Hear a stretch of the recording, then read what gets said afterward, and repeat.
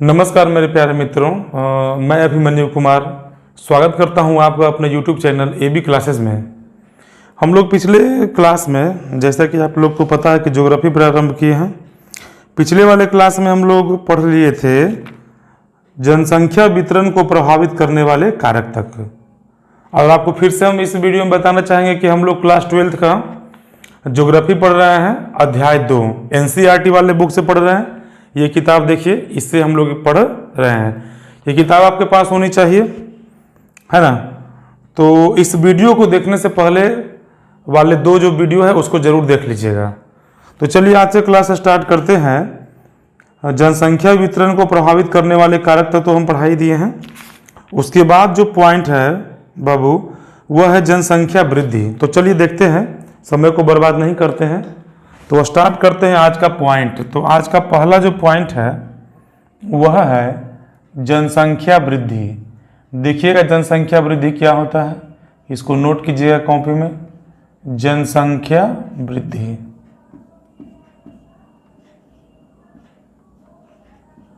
जनसंख्या वृद्धि क्या है ना। पहले इसको हम पढ़ेंगे, फिर आराम से इसको समझाएंगे। देखिएगा, देखिए बाबू ध्यान दीजिएगा कि जनसंख्या वृद्धि अथवा जनसंख्या परिवर्तन का अभिप्राय किसी क्षेत्र में समय की किसी निश्चित अवधि के दौरान बसे हुए लोगों की संख्या में परिवर्तन से है। यह परिवर्तन धनात्मक भी हो सकता है और ऋणात्मक भी। इसे निरपेक्ष संख्या अथवा प्रतिशत के रूप में अभिव्यक्त किया जा सकता है। जनसंख्या परिवर्तन किसी क्षेत्र की आर्थिक प्रगति, सामाजिक उत्थान, ऐतिहासिक और सांस्कृतिक पृष्ठभूमि का महत्वपूर्ण सूचक होता है। ये जनसंख्या वृद्धि है क्या, चलिए इसको समझते हैं।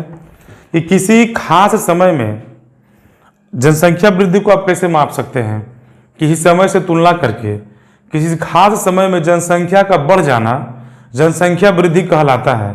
इसके बहुत सारे कारण हो सकते हैं, सांस्कृतिक कारण, सामाजिक कारण, भौगोलिक कारण, या हम लोग जनसंख्या को प्रभावित करने वाले बहुत सारे कारण पढ़ चुके हैं। आप पीछे पेज पलट के देख लीजिएगा, है ना।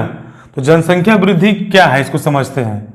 कि किसी खास समय में, मान के चलिए कि अगर आप अभी 2022 चल रहा है तो आप 2020 में आप जनसंख्या माप लिए। मान के चलिए कि 2020 में आप जनसंख्या मापे, कोई गांव का नाम है रामपुर। बाबू ध्यान दीजिएगा, एक गांव का नाम है रामपुर और इसी गांव की जनसंख्या 2022 में मापते हैं, है ना। तो 2020 में जनसंख्या मान के चलिए कि यहाँ की जनसंख्या इकाई दहाई सैकड़ा 1000 थी। 1000 लोग थे 2020 में, है ना। और 2022 में अगर हम देखते हैं तो ये हो जाएगा 2500 लोग मान लेते हैं। तो यहाँ पे हम लोग कह सकते हैं कि जनसंख्या की वृद्धि हुई। अब आप समझ गए कि जनसंख्या की वृद्धि है क्या, कि नियत समय में 2 साल, 4 साल, 10 साल, 20 साल, हालांकि जनसंख्या तो भारत में 10 साल पे गिना जाता है, आपको तो पता ही होगा। अगर नहीं पता है तो नोट कर लीजिएगा कि जनसंख्या वृद्धि को भारत में प्रत्येक 10 वर्षों में गिना जाता है। पिछली जनगणना हुई थी 2011 में, अब 21 में नहीं हुआ। इसका कारण है कोरोना काल। कोरोना से सभी देश त्रस्त था, इसीलिए जनसंख्या को नहीं मापा गया। खैर चलते हैं, जनसंख्या वृद्धि को समझते हैं। तो जनसंख्या वृद्धि क्या है कि नियत समय में, किसी खास समय में जनसंख्या को गिनना।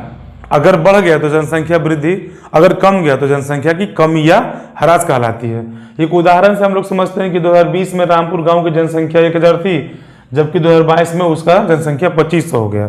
तो कहेंगे ना कि इसका वृद्धि कितना हो गया, 1500 हो गया। दोनों का अगर अंतर अगर निकालते हैं 2500 और माइनस में 1000, तो कितनी जनसंख्या बढ़ गई, 1500 लोग बढ़ गया। यही जनसंख्या वृद्धि है, ध्यान दीजिएगा। उसके बाद आपके बॉक्स में कुछ समझाया गया है, इसके देखिएगा। जनसंख्या भूगोल की कुछ आधारभूत संकल्पनाएं। बाबू ध्यान दीजिएगा कि जनसंख्या भूगोल की आधारभूत संकल्पनाएं क्या क्या है उसको ध्यान दीजिए। यहाँ पे आप देखिए एक बॉक्स में दे रखा है, यहाँ पे इसको देखिएगा कि जनसंख्या वृद्धि। सबसे पहले जनसंख्या वृद्धि आपको तो समझाए ही है, वही बात है कि जनसंख्या की वृद्धि क्या है कि समय के 2 अंतरालों के बीच एक क्षेत्र विशेष में होने वाली जनसंख्या में परिवर्तन को जनसंख्या की वृद्धि कहा जाता है। उदाहरण के लिए किसी खास समय में, किसी खास 2 समय के अंतराल में जनसंख्या में हुए परिवर्तन को जनसंख्या वृद्धि कहते हैं। लिखना जरूरी नहीं है बाबू, समझना बहुत जरूरी है। चलिए देखते हैं, आपको जो बॉक्स वाला है जनसंख्या भूगोल की कुछ आधारभूत संकल्पनाएं, उसको देखते हैं। तो ये जो टॉपिक हो गया जनसंख्या वृद्धि में, ये टॉपिक हो गया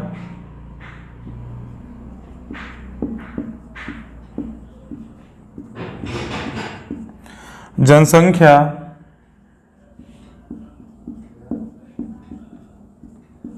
भूगोल की कुछ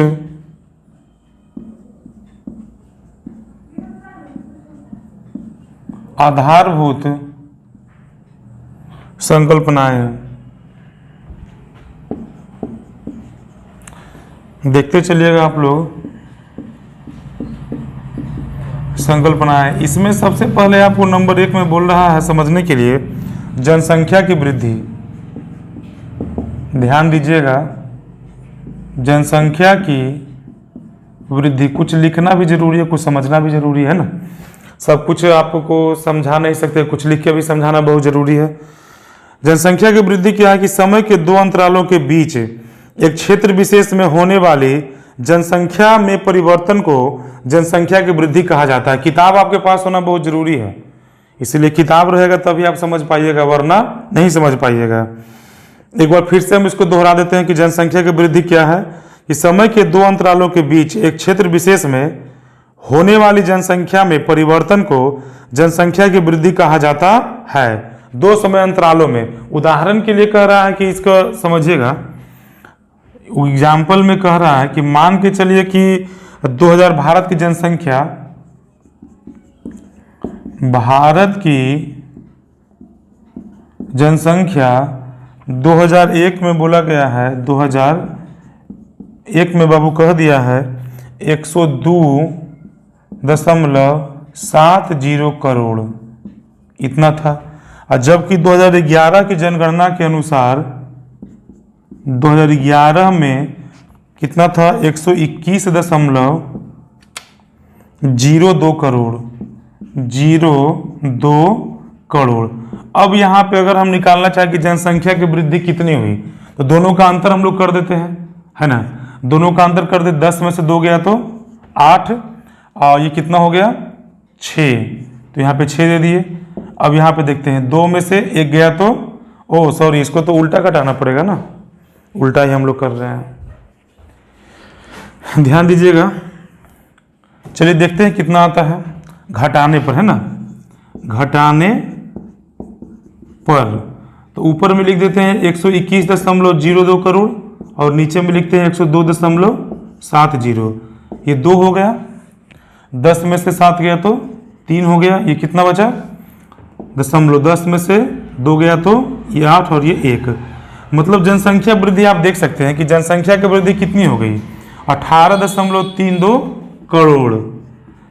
यानी कि 2001 से में जनगणना जब नापी गई तो 102.70 करोड़ था, जबकि 2011 में जनगणना 121.02 करोड़ था। तो जनसंख्या वृद्धि कितनी हुई 18.32 करोड़ हुई। तो यही तो जनसंख्या वृद्धि है। तो कितने साल पे, अगर दोनों का अंतर देखते हैं तो 10 वर्षों में नापा गया। यही तो आपको हम समझाने का प्रयत्न कर रहे थे कि किसी खास समय के अंतराल में जनसंख्या वृद्धि को मापा जाता है। यहाँ पे जैसे हम बताए थे 2020 में रामपुर में जनगणना जब हुई तो 1000 लोग थे, 2022 में 2500 लोग थे, तो घटा करके देखे 1500 लोग बढ़ गया। तो जनसंख्या वृद्धि यही है। आप इसको एग्जाम में लिखिएगा अगर आएगा तो। हालांकि अति लघु उत्तरीय में तो बहुत बार पूछ दिया है, ध्यान दीजिएगा। अब जनसंख्या वृद्धि की दर बहुत ही आसान है। नंबर 2, जनसंख्या वृद्धि की दर। जनसंख्या वृद्धि की दर, जनसंख्या की वृद्धि दर है ना, एक ही चीज है, जनसंख्या की वृद्धि दर। जब जनसंख्या वृद्धि को प्रतिशत में व्यक्त करते हैं तो जनसंख्या की वृद्धि दर कहलाती है या होती है। देखिएगा कि यह जनसंख्या में परिवर्तन है जो प्रतिशत में व्यक्त किया जाता है। बोले ना कि परसेंटेज में अगर इसे व्यक्त कर देंगे, इसको अगर इसको हम लोग परसेंटेज में व्यक्त कर देंगे तो क्या कहलाएगा जनसंख्या की वृद्धि दर कहलाएगी, है ना। ये तो क्लियर हो गया। आगे देखते हैं जनसंख्या की प्राकृतिक वृद्धि क्या है। नंबर 3, नंबर 3 सब आसान है, देखते चलिएगा। जनसंख्या की प्राकृतिक, बाबू ध्यान दीजिएगा, प्राकृतिक वृद्धि क्या है। जनसंख्या की प्राकृतिक वृद्धि क्या है, वह है ही, ध्यान दीजिएगा, वृद्धि क्या है। प्राकृतिक वृद्धि क्या है, जरा किताब देखिएगा, ध्यान से समझिएगा कि किसी क्षेत्र विशेष में 2 समय अंतरालों में, जैसे कि ये समय अंतराल हुआ ना 2001 का 2011, किसी क्षेत्र विशेष में 2 समय अंतरालों में जन्म और मृत्यु के अंतर से बढ़ने वाली जनसंख्या को उस क्षेत्र की प्राकृतिक वृद्धि कहते हैं। तो प्राकृतिक वृद्धि बराबर क्या होता है, देखिएगा कि प्राकृतिक वृद्धि बराबर होता है, प्राकृतिक वृद्धि बराबर होता है बाबू जन्म माइनस मृत्यु। सीधा सा बात यही है कि किसी समय विशेष में, किसी खास समय अंतराल में जन्म और मृत्यु के अंतर को जनसंख्या की प्राकृतिक वृद्धि कहते हैं। इसमें कोई दिमाग लगाने वाला बात है नहीं, एकदम आसान सा चीज है ना। इसको समझिएगा, एक बार फिर से रिपीट कर देते हैं, प्रत्येक चीजों को आप ध्यान से देखते चलिए। ज्योग्राफी में एकदम नंबर बहुत अच्छा आने वाला है, आप इसको समझिए। उबला से डूबला, उबना नहीं है बाबू, उबिएगा तो गड़बड़ हो जाएगा। उबिए नहीं, मन से आराम से वीडियो को देखिए, है ना। जनसंख्या की प्राकृतिक वृद्धि क्या है, प्राकृतिक वृद्धि यहाँ पे है ना। तो प्राकृतिक वृद्धि बराबर जन्म माइनस मृत्यु।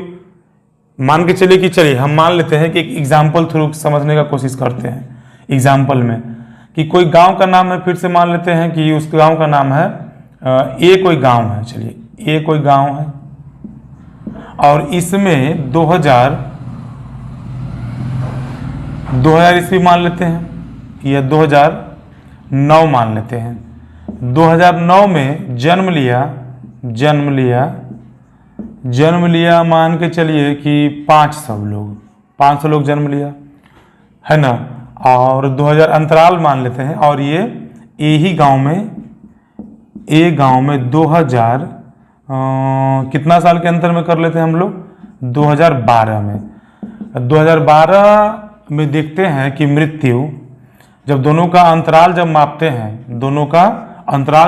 हैं, इन दोनों 2009 से 2012 के बीच में जन्म, बर्थ लिखते हैं तो समझ जाइएगा ना बाबू। बर्थ मान के चलिए कि 500 हुआ, और डेथ DEATH, डेथ हो गया 200। तो इसका अंतर कितना हुआ, प्राकृतिक वृद्धि कितना हुआ, जन्म ज्यादा मृत्यु कम, तो घटा दीजिए तो आ गया 300। तो यही हुआ आपका प्राकृतिक वृद्धि, 300 वृद्धि हो गया। यही 2001 से लेकर के 11 में, 11 से लेकर के 21 में निकाल सकते हैं। जब जनगणना होगा तो पता चल ही जाएगा, है ना। तो आशा करते हैं कि आपको ये समझ में आ गया होगा। 2 समय के अंतराल में निकाला जाता है। और एक बात तो दिमाग लगाने वाला चीज है, देखिए प्राकृतिक वृद्धि क्या, वृद्धि कब होगा, जब जन्म होगा ज्यादा मृत्यु होगा कम, तभी जनसंख्या बढ़ेगी। और जन्म हुआ 500 और मृत्यु हो गया 1000, तो जनसंख्या तो कम जाएगी ना। तो जन्म हमेशा ज्यादा होगा, ये जन्म हमेशा क्या होगा, मैक्सिमम, ये ज्यादा होगा जन्म प्राकृतिक वृद्धि में। उसके बाद चलते हैं, क्या है कि जनसंख्या की वास्तविक वृद्धि क्या है। ये आप समझिएगा कि जनसंख्या की वास्तविक वृद्धि क्या है। यहाँ पे बाबू आपको कुछ दिमाग लगाना पड़ेगा। जनसंख्या की वास्तविक वृद्धि क्या है, इसको देखिएगा। इसके लिए एक फॉर्मूला है, यह वृद्धि तब होती है जब वास्तविक वृद्धि बराबर, यहाँ पे एक फॉर्मूला है, वास्तविक वृद्धि बराबर होता है, क्या होता है कि जन्म माइनस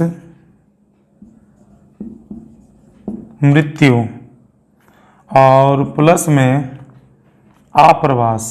बताते हैं आप्रवास का मतलब क्या होता है। आप्रवास माइनस में होता है उत्प्रवास। उत्प्रवास, आगे बढ़ने से पहले आप आप्रवास और उत्प्रवास को अच्छे से समझ जाइए क्या है।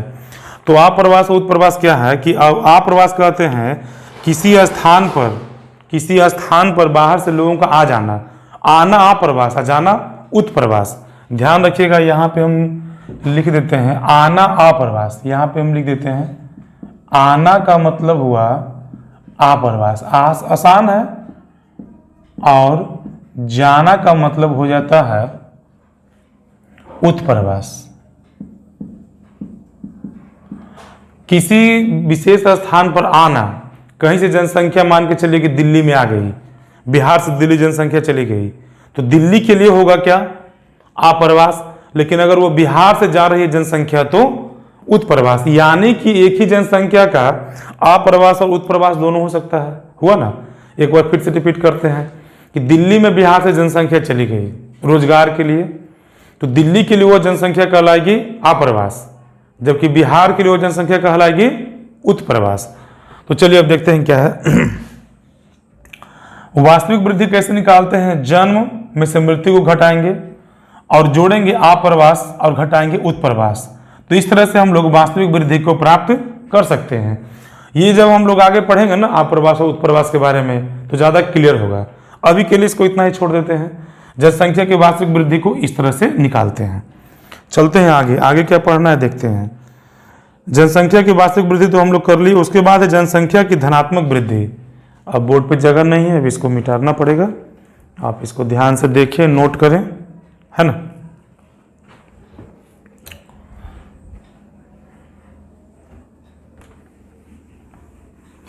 जनसंख्या वृद्धि में ही हम लोग इतना पढ़ रहे हैं, उसके बाद देखते हैं क्या है पढ़ना।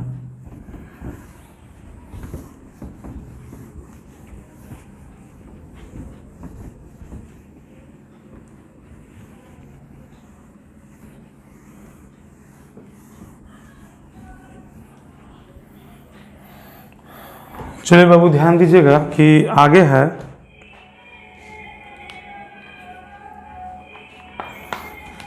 जनसंख्या की धनात्मक वृद्धि। ये क्या है देखिएगा, अगला तो 1 2 3 4 5, ये 5वां नंबर पे हो गया। ध्यान दीजिएगा कि जनसंख्या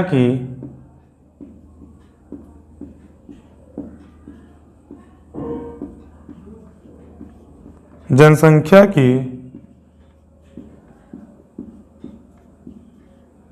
धनात्मक वृद्धि, है ना। चलिए इसको देखते हैं क्या है कि यह तब होती है जब दो समय अंतरालों के बीच जन्म दर मृत्यु दर से ज्यादा होगा, जन्म दर मृत्यु दर से अधिक हो, या जब अन्य देशों से लोग अस्थायी रूप से उस देश में प्रवास कर जाएं। धनात्मक वृद्धि कब होगा, इस सीधा सा बात है कि जनसंख्या वृद्धि में पॉजिटिव जो ग्रोथ कब होगा, जब जन्म दर हो ज्यादा और मृत्यु दर हो कम। जनसंख्या बढ़ने का यहाँ पे 2 रीजन के बारे में बताया गया है, ध्यान दीजिएगा कि जब जन्म दर ज्यादा हो, जब जन्म दर ज्यादा हो और मृत्यु दर कम हो। और ध्यान दीजिएगा बाबू, मृत्यु दर कम हो तो जनसंख्या की धनात्मक वृद्धि होगी, कंडीशन नंबर 1। और क्या हो सकता है कि अगर कहीं से आकर अगर देश के संदर्भ में बात करें तो दूसरे देशों से, अगर कहीं से आकर जनसंख्या उस क्षेत्र में बस जाए, है ना, उस क्षेत्र में बस जाए, तब क्या होगा दोनों कंडीशन में, तब जनसंख्या की धनात्मक वृद्धि हो जाएगी, है ना। या तो जन्म दर ज्यादा हो मृत्यु दर कम हो तो भी जनसंख्या में धनात्मक वृद्धि होगा, नहीं तो कहीं से आकर के वहां पे जनसंख्या बस जाए तो भी वहां की जनसंख्या में धनात्मक वृद्धि होगा। ये 2 कंडीशन है। चलिए इसको कैसे मापते हैं, एक उदाहरण से समझते हैं। चलिए एग्जाम्पल नंबर 1, आप लोग वीडियो में लगातार बने रहिए, देखते रहिए, है ना, कैसे होगा। मान के चलिए कि एक गांव का नाम है, कोई भी गांव है, रामपुर गांव है, चलिए मान लेते हैं रामपुर शहर है, ठीक। रामपुर शहर की जनसंख्या मान के चलते हैं कि 2001 में थी 500 और 2011 में हो गई 2000। मान के चलिए 2000 लोग यहाँ पे था और यहाँ पे कितना लोग हो गया, 2000 लोग हो गया। अब यहाँ पे जब मानते हैं जन्म दर और मृत्यु दर को मानते हैं या मापते हैं तो होता क्या है कि सपोज कीजिए कि जन्म दर ज़्यादा है। अब हम बोले कि चलो भाई यहाँ पे जन्म इतना साल में 2001 से लेकर 2011 तक में जनसंख्या वृद्धि कितना हो गया, 1500। टोटल तो आपका बढ़ गया 1500, टोटल जो वृद्धि हुआ टोटल बराबर 1500। अब जन्म दर और मृत्यु दर के बारे में बात करें तो जन्म दर था, मान के चलिए कि 100 लोग जन्म लिया मान लेते हैं और 50 लोग को मृत्यु की प्राप्ति हुई, 50 लोग मर गया, 50 लोग मरा या मृत्यु का प्राप्ति हुई।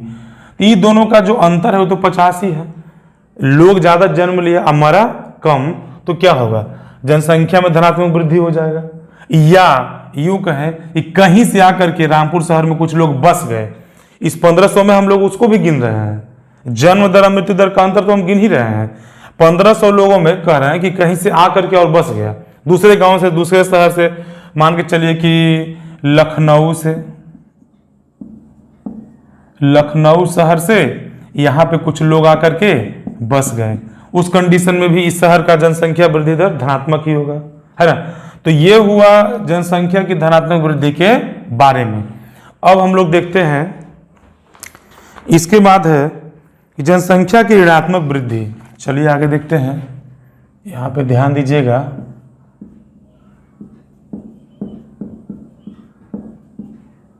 जनसंख्या की ऋणात्मक वृद्धि जल्दी जल्दी तो पढ़ा ही नहीं सकते हैं बाबू, आप लोग आराम से देखिए और समझिए, है ना। जनसंख्या वृद्धि, चीज़ों को समझते चलिए और देखते चलिए और स्पष्ट करेंगे सभी चीज़ों को। यदि दो समय अंतराल के बीच जनसंख्या कम हो जाए तो उसे जनसंख्या की ऋणात्मक वृद्धि कहते हैं। यह तब होती है जब जन्म दर मृत्यु दर से कम हो जाए अथवा लोग अन्य देशों में प्रवास कर जाए। इसका सीधा का सीधा हुआ अपोजिट। अगर नंबर 1, अगर जन्म दर कम हो, अगर जन्म दर कम हो और मृत्यु दर ज्यादा हो, मृत्यु दर ज्यादा हो तो क्या होगा, ऋणात्मक वृद्धि। लोग जन्म कम ले रहा है, अब मर रहा है ज्यादा, मृत्यु को प्राप्त कर रहा है ज्यादा, तो जनसंख्या की वहां तो कम ही जाएगी ना, तो क्या होगा, ऋणात्मक वृद्धि। या नंबर 2 इसका कि वहां से लोग कहीं और चले जाए या पलायन कर जाए, कहीं और चला जाए तो भी वहां की जनसंख्या कम जाएगी, तो उसे कहेंगे ऋणात्मक वृद्धि। कोई टेंशन नहीं, इसमें तो आराम से याद कर सकते हैं, है ना। तो ये जो हुआ ना 6 गो टर्म हुआ, किसके बारे में, जनसंख्या भूगोल की कुछ आधारभूत संकल्पनाओं के बारे में। इसमें हम लोग देख लिए, इस बॉक्स वाले में देखिए, ध्यान दीजिएगा, ये वाले बॉक्स में, है ना। जनसंख्या वृद्धि हम लोग समझ लिए, जनसंख्या की वृद्धि दर समझ लिए, जनसंख्या की प्राकृतिक वृद्धि हम लोग समझ लिए, जनसंख्या की वास्तविक वृद्धि समझ लिए, जनसंख्या की धनात्मक वृद्धि समझ लिए और ऋणात्मक वृद्धि समझ लिए। उसके बाद हम लोग बाबू पढ़ेंगे जनसंख्या परिवर्तन के घटक। बड़ा VVI टॉपिक है, ध्यान दीजिएगा। जनसंख्या परिवर्तन के घटक, ये वाला जो है ना, किताब आपके पास रहना चाहिए, बार बार हम आपको दिखा रहे हैं, ये वाला पढ़ेंगे। चलिए देखते हैं, अब इसको हम बोर्ड को साफ करते हैं। जब तक अगर नोट कुछ करना हो तो कर लीजिएगा। चलिए ध्यान दीजिए।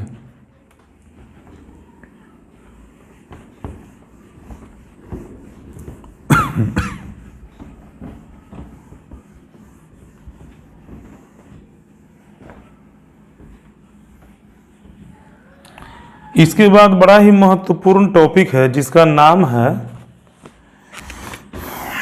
मार्कर कहाँ गया,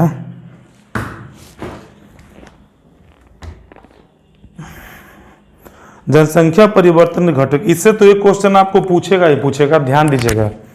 जनसंख्या परिवर्तन के घटक से एक क्वेश्चन निश्चित रूप से पूछेगा, इसलिए इस टॉपिक को जरा ध्यान से देखिएगा, है ना। जितना वीडियो हो सकता है उतना वीडियो बनाएंगे, इसमें कोई इशू है नहीं। आधे घंटे का, 30 मिनट का, 32 मिनट का, 40 मिनट का, इस तरह से बनाएंगे। जनसंख्या परिवर्तन के घटक, ध्यान दीजिएगा। VVI टॉपिक है, पहले बार आपको बता दिया है, इसलिए ध्यान दीजिए इस पर। यह है जनसंख्या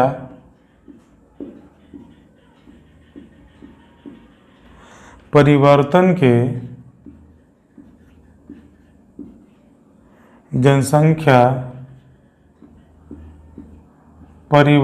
के घटक।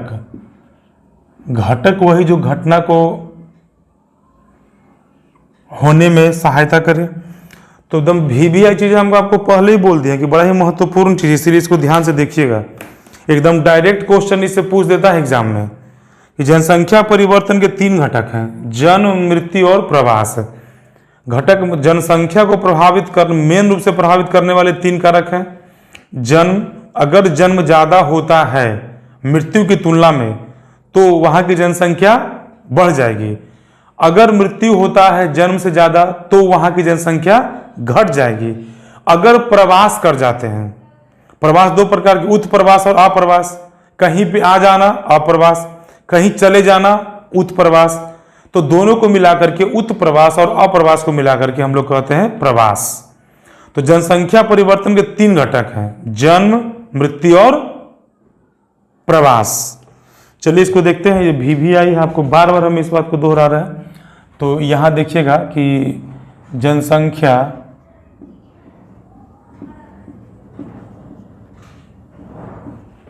परिवर्तन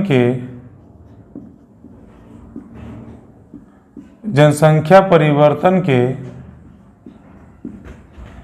3 घटक है। 3 घटक हैं, वो कौन कौन है?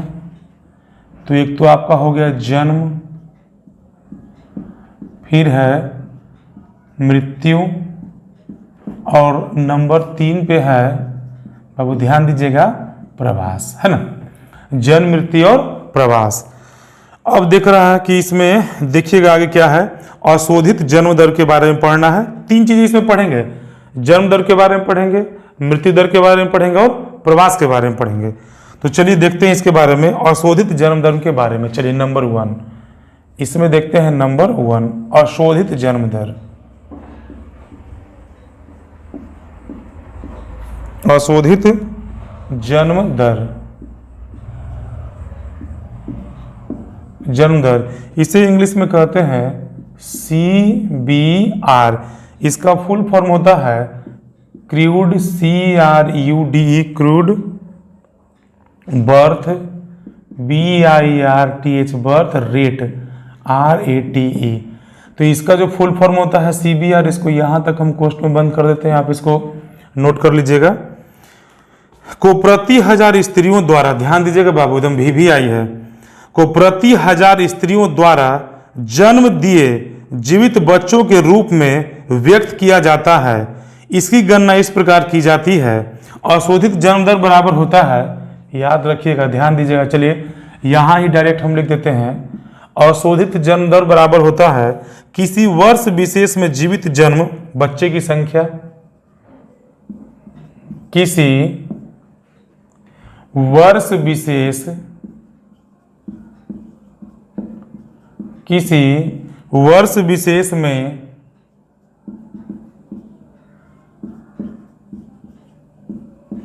जीवित जन्म बटा किसी क्षेत्र विशेष में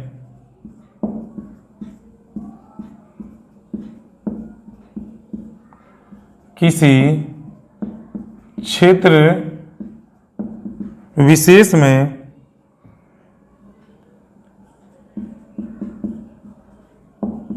वर्ष के मध्य जनसंख्या, किसकी जनसंख्या? तो फीमेल का। ये ध्यान में रखिए, आपके बुक में ये शायद छूट गया होगा, NCERT में। ये गुना होता है 1000, ध्यान रखिएगा, गुना 1000। तो ये हम लोग निकालते कैसे, अशोधित जन्म दर को निकालते कैसे हैं? अशोधित जन्म दर को कैसे निकालते हैं? किसी वर्ष विशेष में जीवित जन्म, किसी वो जिसका भी आप निकाल रहे हैं, 2019 का निकाल रहे हैं या 20 का निकाल रहे हैं या 21 का निकाल रहे हैं, मान के चलिए 2020 का निकाल रहे हैं, तो 2020 में किसी वर्ष विशेष में यानी कि 2020 में जीवित जन्म, कितना बच्चा जीवित जन्म लिया, बटा किसी क्षेत्र विशेष में वर्ष के मध्य में 2020 का निकालना है तो छठा महीना में फीमेल की संख्या से भागा देकर के गुना 1000 करेंगे तो निकल जाएगा क्या? अशोधित जन्म दर निकल जाएगा बाबू, ध्यान दीजिएगा। तो ये हुआ अशोधित जन्म दर निकालने का तरीका। आगे है कि मृत्यु दर। अब मृत्यु दर को कैसे निकालते हैं इसको देखिएगा। मृत्यु दर को नंबर 2 में आ जाइए आप, मृत्यु दर, अशोधित मृत्यु दर।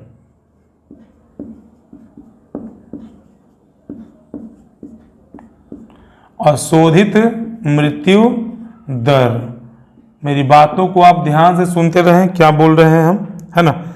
मृत्यु दर बराबर होता है किसी वर्ष विशेष में मृतकों की संख्या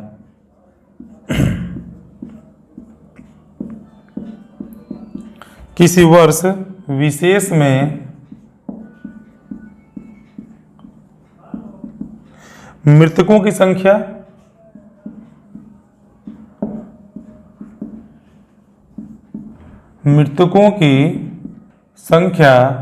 बटा होता है उस वर्ष के मध्य में अनुमानित जनसंख्या।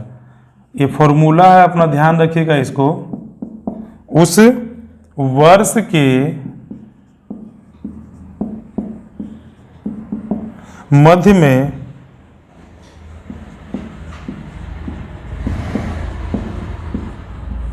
अनुमानित जनसंख्या, और इसको भी निकाला जाता है 1000 पर, है ना। तो ये होता है अशोधित मृत्यु दर। खैर इसको हम एक बार पढ़ते हैं और समझाते हैं। देखिए, मृत्यु दर जनसंख्या परिवर्तन में सक्रिय भूमिका निभाती है। बिल्कुल सही बात। मृत्यु दर तो भाई जनसंख्या में तो गजब का भूमिका निभाता है। अगर मृत्यु दर ज्यादा हो जाए तो जनसंख्या कम जाएगी, अगर मृत्यु दर कम जाए तो जनसंख्या ज्यादा हो जाएगी। जनसंख्या वृद्धि केवल बढ़ती हुई जन्म दर से नहीं होती अपितु घटती हुई मृत्यु दर से भी होती है। अभी तो आपको बताया ना। अशोधित मृत्यु दर किसी क्षेत्र में मृत्यु दर को मापने की एक सरल विधि है। अशोधित मृत्यु दर को किसी क्षेत्र विशेष में किसी वर्ष के दौरान प्रति 1000 जनसंख्या के पीछे मृतकों की संख्या के रूप में अभिव्यक्त किया जाता है कि प्रति 1000 कितना व्यक्ति मरा। तो इसी को कहते हैं कि अशोधित मृत्यु दर बराबर किसी वर्ष विशेष में मृतकों की संख्या। मान के चलिए कि 2000 का निकालते हैं या 2010 का निकालते हैं, 2010 से 11 के बीच में, तो 2010 से 11 के बीच में उस क्षेत्र में कितना व्यक्ति का मृत्यु हुआ वो बटा उस वर्ष के मध्य में यानी कि छठा महीना में, या फिर आप मार्च से अगले मार्च में निकाल रहे हैं तो छठा महीना में अनुमानित जनसंख्या, अनुमान के अनुसार उस जनसंख्या, उस क्षेत्र की जनसंख्या कितनी थी उसे भागा देंगे और गुना करेंगे 1000, तो हमें प्राप्त होगा अशोधित मृत्यु दर। तो यह हुआ अशोधित जन्म दर और दूसरा हुआ अशोधित मृत्यु दर। अब आगे हम लोग पढ़ेंगे, हाँ इसमें एक दो लाइन और है कि मोटे तौर पर मृत्यु दर किसी क्षेत्र की जननांकीय संरचना, सामाजिक उन्नति और आर्थिक विकास के स्तर द्वारा प्रभावित होती है। इसको भी ध्यान में रखिएगा। अब आगे बाबू प्रवास, इसको समझते हैं, प्रवास को समझते हैं क्या है। ये VVI है प्रवास, आपको पहले ही बोले थे। प्रवास क्या है? आसान है। जन्म और मृत्यु के अतिरिक्त एक और घटक है जिससे जनसंख्या का आकार परिवर्तित होता है। आपको तो पहले ही बताया है ना कि प्रवास दो प्रकार के, उत्प्रवास और अप्रवास। प्रवास का मतलब होता है एक जगह से दूसरे जगह पे आवास यानी कि बस जाना, चले जाना, उसे प्रवास कहते हैं। जब लोग एक स्थान से दूसरे स्थान पर जाते हैं तो वह स्थान जहां से लोग गमन करते हैं उद्गम स्थान कहलाता है, और जिस स्थान पे आगमन करते हैं वह गंतव्य स्थान कहलाता है। दो चीजें हैं यहाँ पे प्रवास में पढ़ने के लिए। एक तो है आपका उद्गम स्थान। तो उद्गम स्थान क्या हुआ बाबू, समझिएगा। उद्गम स्थान बहुत ही आसान है, उद्गम स्थान है। और दूसरा है गंतव्य स्थान। गंतव्य स्थान। कुछ है नहीं, बड़ा ही आसान है। जहां से आप जाते हैं उद्गम स्थान, जहां से आप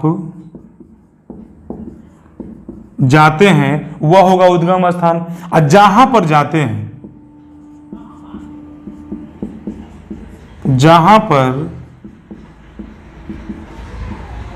जाते हैं वह हुआ गंतव्य स्थान, है ना। मान लीजिए कि एक एग्जाम्पल हम देते हैं कि पटना, कोई व्यक्ति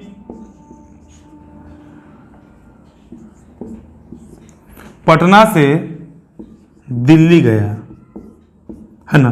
पटना से कहाँ गया? दिल्ली। अब आप बताइए कि उद्गम स्थान कौन सा होगा? बिल्कुल ये होगा उद्गम स्थान।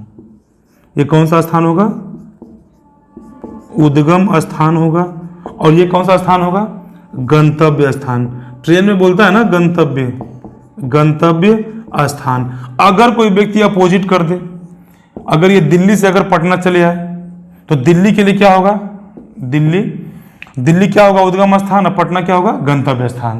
तो आसान था समझना। जहां से जाते हैं उद्गम, और जहां पे जाते हैं वो गंतव्य स्थान होगा। चलिए इतना तो हो गया, आगे चलते हैं। उद्गम स्थान जनसंख्या में कमी को दर्शाता है। बिल्कुल सही बात है। उद्गम स्थान जनसंख्या को कमी को दर्शाएगा। ये क्या दर्शाएगा? कमी को। किसको दर्शाएगा? ये कमी को दर्शाता है। उद्गम स्थान जनसंख्या की कमी को दर्शाता है। जबकि गंतव्य स्थान क्या कहलाता है बाबू? देखिएगा ध्यान से। जबकि गंतव्य स्थान पर जनसंख्या बढ़ जाती है। ये कमी को और ये बढ़ी को, है ना। साधारण सा बात है, इसमें तो कोई ऐसा है नहीं। चलिए एक हम मार्कर लेना पड़ेगा हमको दूसरे कलर का। कहाँ गया? चलिए ब्लू ही ले लेते हैं, है ना। अब जहां से जाएगा वहां की जनसंख्या तो कम ही जाएगी, है ना। और जहां पे जाएगा वहां की जनसंख्या बढ़ जाएगी। तो उद्गम स्थान जनसंख्या की कमी को दर्शाएगा। जहां से जा रहा है वो उद्गम स्थान। अब जहां से गया तो वहां की जनसंख्या तो कम जाएगी, बिल्कुल कम जाएगा। और जहां पे गया वहां की जनसंख्या बढ़ जाएगी। तो जहां पे गए उसको कहेंगे गंतव्य स्थान, और जहां से गए उसको कहेंगे उद्गम स्थान। उद्गम स्थान कमी को, जबकि गंतव्य स्थान बढ़ोतरी को दर्शाता है। चलिए आगे देखते हैं, आगे क्या कह रहा है। आगे कह रहा है कि उद्गम स्थान जनसंख्या की में कमी को दर्शाता है, जबकि गंतव्य स्थान पर जनसंख्या बढ़ जाती है। प्रवास को मनुष्य और संसाधन के बीच बेहतर संतुलन प्राप्त करने की दिशा में एक स्वस्फूर्त प्रयास के रूप में निरूपित किया जाता है। कहा यह जाता है कि यह नेचर का नियम है, प्रकृति का नियम है, आना और जाना। प्रकृति अपने आप को इस तरह से बैलेंस रखती है, ठीक है। प्रवास स्थायी, अस्थायी अथवा मौसमी हो सकता है। प्रवास के प्रकार में देखिएगा कि प्रवास क्या हो सकता है। प्रवास के बारे में बोल रहा है कि प्रवास से क्या हो सकता है। या तो आप जाकर के अस्थायी रूप से बस ही जाइए, या अस्थायी रूप से, है ना, 2-4-10 साल दिल्ली पंजाब में कमाया, फिर बैक टू पवेलियन गांव चले आए। या कह रहा है कि मौसमी का मतलब समझते हैं, रोजगार के समय में आप कहीं पे चले गए। जैसे कि बिहार और यूपी में क्या होता है कि बहुत सारे मजदूर धान काटने के लिए, चावल काटने, गेहूं काटने के लिए, या रबी या कोई भी फसल काटने के लिए एक गांव से दूसरे गांव पे चले जाते हैं कुछ समय के लिए। तो जहां से गए वहां की जनसंख्या उस समय कम जाएगी, जहां गया वहां की जनसंख्या बढ़ जाएगी। तो प्रवास में कि हुआ अस्थायी, जैसे कि आपकी नौकरी लग गई, आप वहां पे बस गए, जाकर के तमिलनाडु में जाके बस गए, वहां पे परमानेंट रह गए, तो वो अस्थायी प्रवास हो गया। अस्थायी में क्या हुआ, 2-4-10 साल 20 साल रहे, फिर अपना गांव शहर चले आए, तो वो हो गया अस्थायी। मौसमी का मतलब तो आपको बताए ही, है ना। तो बाबू चलिएगा आगे है क्या, यह गांव से गांव। अब यहाँ पे प्रवास के प्रकार में देखिएगा VVI है। ये क्या क्या हो सकता है, ये VVI बोले ना, गांव से गांव हो सकता है। एक गांव से दूसरे गांव भी लोग जाते हैं ना। और दूसरा है नगर से नगर।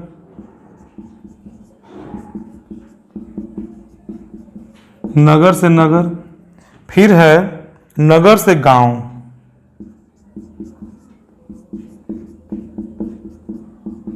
नगर से गांव हो सकता है। क्या आप महसूस करते हैं कि एक ही व्यक्ति दोनों एक अप्रवासी और एक उत्प्रवासी हो सकता है, बिल्कुल हो सकता है। ये तो आपको हम पहले ही आपको समझा चुके हैं और बता चुके हैं, ध्यान दीजिएगा। अब इस पे थोड़ा सा आप लोग न गौर कीजिएगा, ध्यान दीजिए इस पे, ये प्रवास पे। प्रवास हुआ ये अस्थाई, अस्थाई और मौसमी, इसको हम आपको समझा दिए। अब प्रवास के प्रकार में आ जाइएगा। प्रवास कोई व्यक्ति एक गांव से दूसरे गांव भी जाता है बसने के लिए, और इसका सबसे बेस्ट उदाहरण है विवाह। विवाह में अक्सर क्या होती है कि लड़कियों का जो सबसे बड़ा फैक्टर है प्रवास का, वह है विवाह। भारत में एक गांव से दूसरे गांव जाकर के अस्थायी रूप से लड़का के पास जाकर के बसना पड़ता है, तो गांव से गांव हुआ। अब एक देखिए यहां पे हम अपने तरफ से जुड़ रहे हैं, गांव से नगर, गांव से नगर, और नगर से महानगर भी, नगर से महानगर भी जाता है ना। एक नगर से दूसरे नगर भी जाते हैं जैसे ग्रेटर नोएडा में जाकर कुछ लोग बस गए रोजगार के लिए, तो नगर से नगर, पटना से ग्रेटर नोएडा चले गए, मुंबई चले गए। नगर से गांव भी। अब कुछ लोग नगर से, जैसे साधारण सा देखिए बात कि कोई व्यक्ति रिटायर किया, अमूमन हमारे बिहार में ये देखा जाता है, रिटायर करके आए, नगर में पहले रह रहे थे फलना भैया, अब वो गांव में अस्थायी रूप से रह जाएंगे, तो वहां की जनसंख्या, कहाँ की जनसंख्या, गांव की जनसंख्या बढ़ जाएगी, क्योंकि वह हो गया कौन सा, गंतव्य स्थान हो गया, है ना।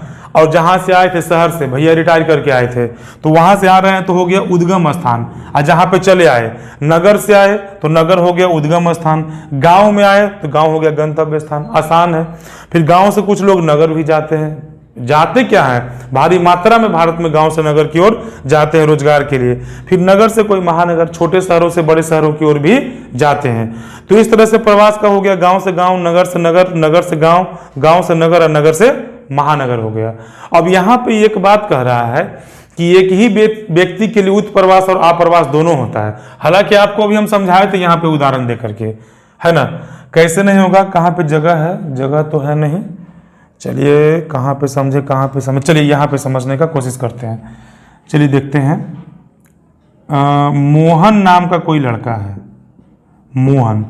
अब मोहन जी यह कर रहे हैं कि चले गए ये कहाँ चले गए, पंजाब, मान के चलिए चले गए पंजाब में, ठीक ना। और ये पहले रह रहे थे कहाँ पे, पटना में। कहाँ रह रहे थे, पटना में, दिख रहा है आपको, ये हमने पटना लिखा है। तो एक ही व्यक्ति के लिए कि देखिए क्या हुआ, मोहन चला गया पंजाब, तो पंजाब गया, तो पंजाब के अगर दृष्टिकोण से देखा जाए तो मोहन का हुआ अप्रवास, हुआ ना, और पटना के लिए हुआ उत्प्रवास। आना, पंजाब में आया तो अप्रवास, पटना से गया तो उत्प्रवास। अब इसको चीजों को समझ लेते हैं। पटना में जाकर के रुका, पटना में रहा तो गंतव्य स्थान, पंजाब में गया तो गंतव्य स्थान, अब पटना से गया तो उद्गम स्थान। तो यही एक व्यक्ति का ही हुआ, है ना। तो यहां तक हम लोग समझ लिए हैं, प्रवास तक समझ गए हैं। अब है अप्रवास और उत्प्रवास, इसको भी देख लेते हैं। फिर हम लोग आज के लिए इतना ही रहने देंगे, फिर अगले वीडियो में इसको हम बना करके बताएंगे। जनसंख्या वृद्धि की प्रवृत्तियां, थोड़ा सा और है, इसको देख लीजिए, है ना। ध्यान दीजिएगा, इसको हम मिटा रहे हैं, अपना कुछ नोट करना होगा तो नोट कर लीजिएगा। चलिए इसको मिटाते हैं।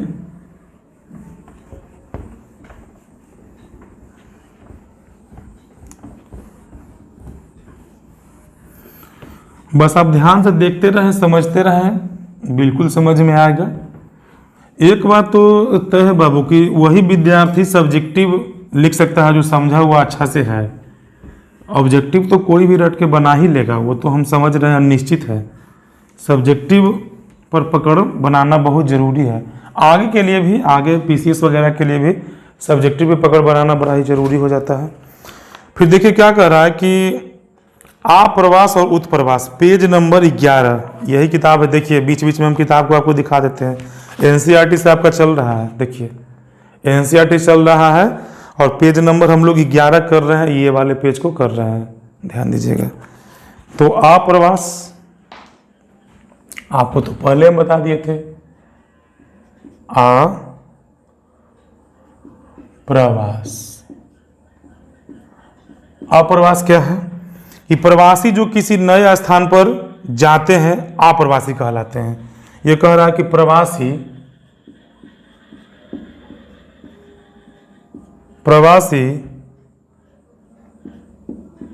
जो किसी नए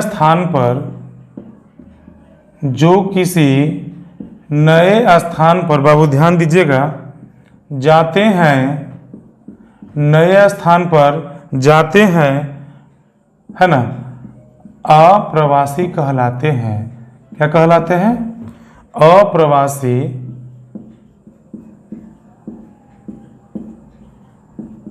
कहलाते हैं। उत्प्रवासी क्या है? चलिए लगे हाथ इसको भी लिख लेते हैं। उत्प्रवास क्या है? उत्प्रवास है प्रवासी जो, आपको पहले ही हम बता चुके हैं लेकिन कोई बात नहीं, एक बार फिर से रिवीजन कर लेते हैं। प्रवासी जो एक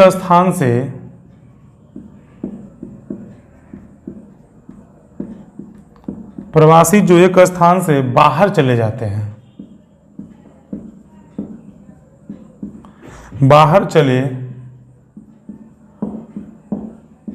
जाते हैं, उत्प्रवासी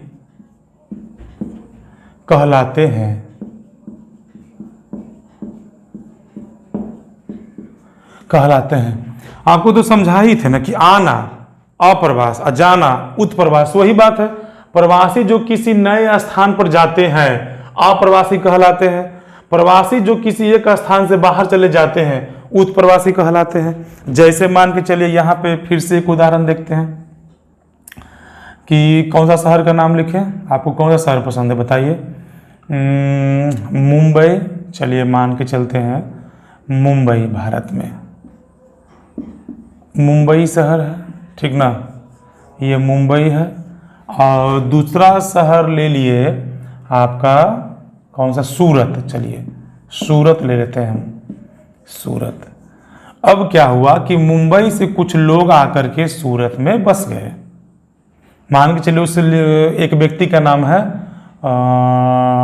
अनिल, है ना, अनिल मान के चलते, एक उस लड़के का नाम है अनिल। अब अनिल क्या काम किया कि मुंबई से जाकर के सूरत में वो बस गया। तो बताइए कि अनिल का क्या हुआ। अब यहाँ के लोग उसे क्या कहेंगे, मुंबई के लोग, जा गया तो क्या कहेंगे उसे, जहां से गया उसके लिए उत्प्रवास। ये अनिल का उत्प्रवास हुआ, जबकि सूरत के लोग क्या कहेंगे, इसका हुआ है आप्रवास। क्या हुआ है? आप्रवास। यही बात है। तो आशा करते हैं कि आपको समझ में आ ही गया होगा, है ना। तो चलिए आगे देखते हैं क्या है पढ़ना बाबू, ध्यान दीजिएगा। पेज नंबर आ जाइए आप 12 में।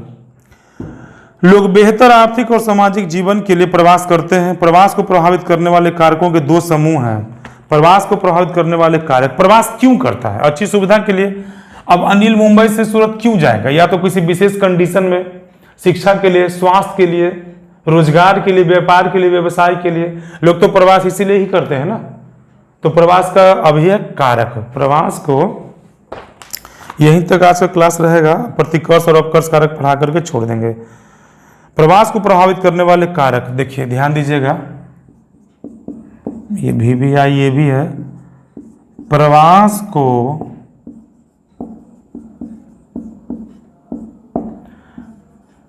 प्रभावित करने वाले कारक, बाबू ध्यान दीजिएगा, पसीना भी बहुत चल रहा है।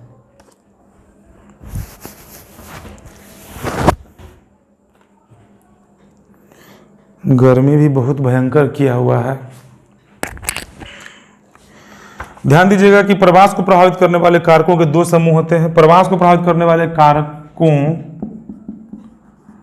के दो प्रकार हैं या समूह हैं, जो भी लिखिएगा, दो प्रकार हैं। नंबर 1 प्रतिकर्ष कारक, एकदम आसान है बाबू, समझिएगा। प्रतिकर्ष कारक और दूसरा है अपकर्ष कारक। अपकर्ष कारक एकदम आसान है, किताब के कहेगा आप ऐसे ही समझ जाइएगा। प्रतिकर्ष कारक का मतलब वैसा कारक जो जनसंख्या को हतोत्साहित करे, जो आपको अच्छा न लगे वो हुआ प्रतिकर्ष कारक। अपकर्ष कारक मतलब जनसंख्या को अपनी ओर आकर्षित करेगा, खींचेगा। अच्छा, सीधा बात है, प्रतिकर्ष का मतलब बुरा और अपकर्ष का मतलब अच्छा। मौसम जहां पे अच्छा रहेगा लोग वहां पे बसना चाहेंगे, तो अच्छा वेदर, अच्छा मानसून क्या हो गया, अपकर्ष कारक। शिक्षा, जहां पे अच्छा रोजगार मिले, शिक्षा मिले, व्यापार हो, व्यवसाय हो, वो अपकर्ष कारक हो गया। प्रतिकर्ष कारक में क्या हुआ, उष्णता, बहुत गर्मी वाला जगह में कोई बसना चाहेगा नहीं ना। भारी बारिश जहां पे हमेशा होती है नहीं बसना चाहेगा, वो अपकर्ष कारक हो गया। जहां पे हमेशा युद्ध की संभावना बनी रहती है वहां पे लोग बसना नहीं चाहेगा, वो हो गया प्रतिकर्ष कारक हो गया।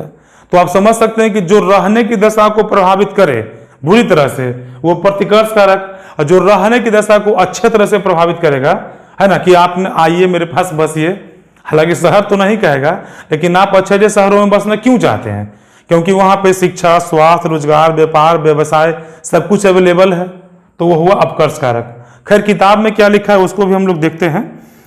जैसे कि बेरोजगारी कौन सा कारक हो गया, प्रतिकर्ष कारक, बेरोजगारी।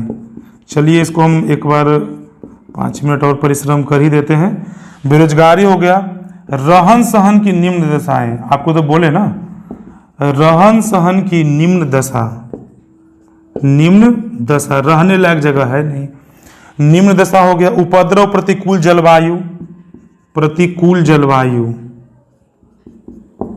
प्रतिकूल जलवायु, है ना। उसके बाद है प्राकृतिक विपदाएं। किताबी भाषा को समझना बड़ा ही मुश्किल हो जाएगा, इसीलिए आप जो हम बोल रहे हैं उन भाषाओं की ओर ध्यान दीजिएगा। महामारी, महामारी। उसके बाद हो गया सामाजिक आर्थिक पिछड़ेपन, पिछड़ापन, इसको लिखते हैं पिछड़ापन। अब यहां पे कौन लोग रहना चाहेगा, कोई नहीं रहना चाहेगा। बेरोजगारी जहां पे कोई रहना नहीं न चाहेगा, तो हो गया प्रतिकर्ष कारक। रहन सहन की निम्न दशा, जहां पे रहन सहन की अच्छी दशा नहीं है तो वहां पे कोई रहना नहीं चाहेगा, तो हो गया प्रतिकर्ष कारक। प्रतिकूल जलवायु, जलवायु अच्छी नहीं है, भीषण गर्मी है नहीं तो बहुत ज्यादा ठंडा है, मानव बसाव को वो हतोत्साही करेगा, तो वो हो गया प्रतिकर्ष कारक। प्राकृतिक विपदाएं, बोले तो कि भूकंप, ज्वालामुखी, बाढ़ की संभावनाएं बनी रहती है, वहां की जनसंख्या कम होगी, वहां पे लोग बसना नहीं चाहेंगे, कौन सा कारक हुआ बाबू, प्रतिकर्ष कारक हुआ। महामारी की संभावना बनी रहती है। पिछड़ापन, सामाजिक आर्थिक पिछड़ापन रहेगा, वहां पे लोग बसना नहीं चाहेगा। तो ये सब कुल मिलाकर के आपको बोले ना, वो जो जनसंख्या को हतोत्साहित करेगा वो हुआ प्रतिकर्ष कारक। अब आते हैं अपकर्ष कारक में जो बात बोले हैं, जैसे कि काम के बेहतर अवसर, ध्यान दीजिएगा, काम के बेहतर अवसर। अब लोग वहां पे तो बसना जरूर चाहेंगे जहां पे उन्हें रोजगार मिलेगा, काम मिलेगा, तो कौन सा कारक, अपकर्ष कारक हुआ बाबू। आगे ध्यान दीजिएगा, रहन सहन की अच्छी दशाएं, रहन सहन की अच्छी दशाएं, तो वहां पे लोग रहना चाहेंगे, बिल्कुल रहना चाहेंगे, है ना। आगे देखिएगा, शांति वहां पे है ना। उसके बाद है जीवन संपत्ति की सुरक्षा, जीवन संपत्ति की सुरक्षा। क्या लिखा आपके पास तो बुक होगा ही ना, आप उसको देखिएगा। तो यही हुआ आज का क्लास, यहीं पे समाप्त होता है। अब हम लोग मिलेंगे अगले क्लास में। चलिए इसको एक बार हम लोग देख लेते हैं कि प्रवास को प्रभावित करने वाले कारक दो प्रकार के हुए, प्रतिकर्ष कारक और अपकर्ष कारक, है ना। प्रतिकर्ष कारक मतलब अच्छा जो कारक नहीं हुआ, इसको तो समझा ही दिए, इसको थोड़ा सा देख लेते हैं 1 मिनट में। अपकर्ष कारक में क्या हुआ कि काम के बेहतर अवसर, लोग वहां पे बसने को वरीयता देंगे ना, लोग वहां पे बसना चाहेंगे जहां पे आपको काम के बेहतर अवसर मिले, रोजगार मिले, वहां पे लोग बसेंगे। रहन सहन की अच्छी दशाएं, जहां पे अच्छी दशाएं हैं रहन सहन की, आप वहां पे रहना चाहेंगे, जहां पे शिक्षा, स्वास्थ्य, रोजगार सब कुछ मिले, वहां पे बसना चाहेंगे। शांति, सुख सुविधा, जीवन संपत्ति की सुरक्षा जहां पे मिले वहां पे रहना चाहेंगे। तो इस तरह से करके आज का क्लास होता है समाप्त। तो ये वीडियो नंबर 3 था। अगर आपको मेरे द्वारा पढ़ाया गया, अगर आपको अच्छा लग रहा है मेरे भाइयों, मेरे विद्यार्थियों, तो आप जरूर से जरूर कमेंट में बताएं कि कैसा लग रहा है। कुछ परिवर्तन अगर करना हो तो कुछ परिवर्तन करेंगे। नए नए हैं, यूट्यूब पे पढ़ाना प्रारंभ किया है, अगर कोई गलती हो तो इसके लिए आप क्षमा कीजिएगा, माफ़ कीजिएगा। क्या कर सकते हैं इसमें, अगर आपको कोई कमेंट, अगर कुछ कहना है तो आप कमेंट बॉक्स में बता सकते हैं। डिस्क्रिप्शन में जाइएगा तो उसमें मेरा मोबाइल नंबर भी है, आप ज़रूर हमें सजेस्ट करें कि क्या परिवर्तन कर सकते हैं। तो आज के लिए टाटा बाय बाय। हम लोग मिलते हैं अगले वीडियो के साथ, वीडियो नंबर 4 के साथ मित्रों।